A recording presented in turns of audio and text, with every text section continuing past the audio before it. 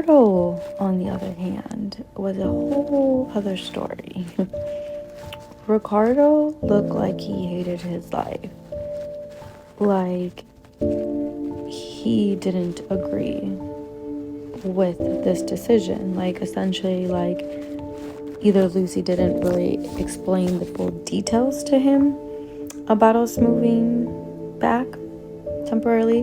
Well, year to, year and a half.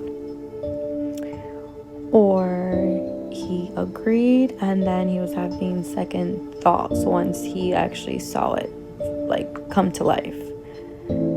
And from day one, he let it be known that this is my house. And I'm watching. It's like the vibe, the energy you got from him. And it just became very anxiety there for me. Essentially, I felt like my entire family was being micromanaged by Ricardo. And there was no pleasing him. And, not the first few months of, living there. The first few months that we lived there, we paid for the food for the house for 7 people. And then once I got a job, I got a really good job, and I also was bartending. I was working 7 days a week. So I started to pay Lucy $1,000 a month, and also buying majority of the food for 7 people. And also, paying off as much of my debt that I could. So that's what I was doing. And so I, wasn't around Ricardo as much as my husband was and the boys. And you could just start to tell that everyone in my family is just, all our energy, our auras just started to, like, diminish almost. Like, I was, crazy busy working. And my oldest started to say that, like, he didn't want to be around Ricardo. Like, he's like, he belittles me. He puts me down every second he can. He's constantly telling me everything that I'm doing wrong in the house. Don't do this, don't do that. Why are you doing this? Why are you eating that?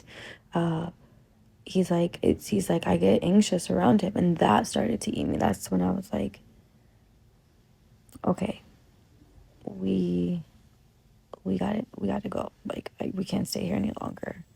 And so before it reached to that point, what happened in the meantime, for, I would say, from August of when we moved in 2024 to August of 2025. So, like I said, it was already, Ricardo was letting it be known, he was watching us. And he would just make the most dumbest comments to you, where you were just like, it's like he almost had to always say something like, what are you cooking? Why are you cooking it that way? Why haven't you put the food away yet? Just like, hey, do you know, like, when you open up the fridge door, you should open it up this way? And it was just like constantly. To the point where he won't even let you cook your own food because he doesn't understand why you're cooking it a certain way. And then he's got to be hovering over you. Why are you doing that? Why are you using this? And you're just like, dude, get the fuck away from me. Like, I'm just trying to fucking cook. Like, I don't see you cooking. I don't see you here paying for the food. I don't see you cleaning up. I don't see you doing shit. So get the fuck away from me. That's just like how it started to become. And I remember, okay, so I gotta say another important part of the story. So that's like August. September is our lease is up for our car, and we went way over our mileage living in Florida. So I'm thinking, oh, okay, we'll just like buy it out. So we went to go turn it in. They wanted like some insane amount of money, like cash, just down to even have the option to buy it out. So Lucy says, you know what? Just turn the car in and you can use my car. She's like, you work from home and you only just bartend on the weekend. So there you go. And if you need it for whatever, you can have my car. I'm retired and, Ricardo's retired. So no problem. And he had his own, truck. So I was like, okay. And so I was like, this is great. I don't like, yeah, it sucked giving my beautiful car, but I was like, I don't even know what it's like to not have a car note. Like, holy crap. And so that was nice. That helped me to be able to pay off more debt. And so of course I always paid for the fuel of her vehicle and any maintenances like, tires, brakes, oil changes. Since we were using it way more than she was, I felt like that was like at least what I could do and what I should do. And so I did. And so guys, I don't have a car. And my husband and I only have one vehicle because I was a stay-at-home mom and he only worked. So we've always just only needed one vehicle. And, financially, because we were starting a business, we just wanted to keep our personal bills as small as we could. And so I don't have a car. And I am now living at Lucy and Ricardo's home with my family of 5. Let me tell you, feeling pretty low right now. Like, wow.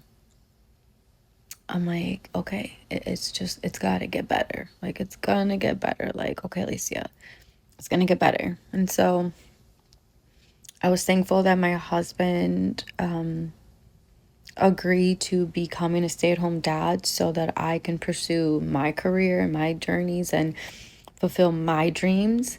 And I love him for that because not every husband would agree to that, to take a step back and essentially be the primary caretaker of your children so that your wife can go pursue her dreams and start and take off for her career. And so because I always said, like, I stay-at-home moms, that job, that's a hard job. Let me tell you, it's like the hardest job I've ever had.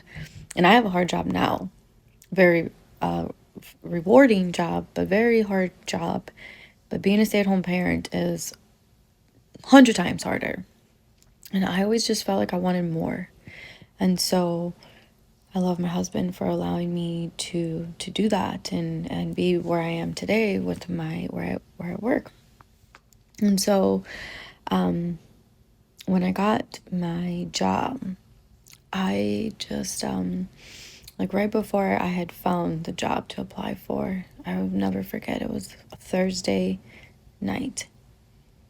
And I had got on my hands and knees and because I pray, but I don't get on my hands and knees. And I just bawled my eyes to God, universe, my angels. I said, I beg you, please help me find a job. And like, I literally listed what I wanted and all my criterias.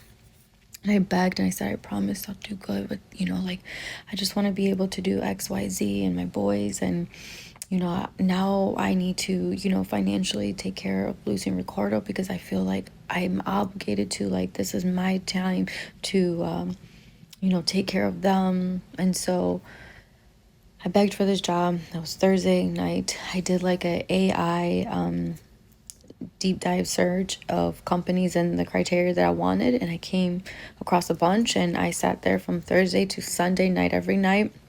And my boys would go to bed. I got on the computer and I just submitted my resume and did everything I needed for each job.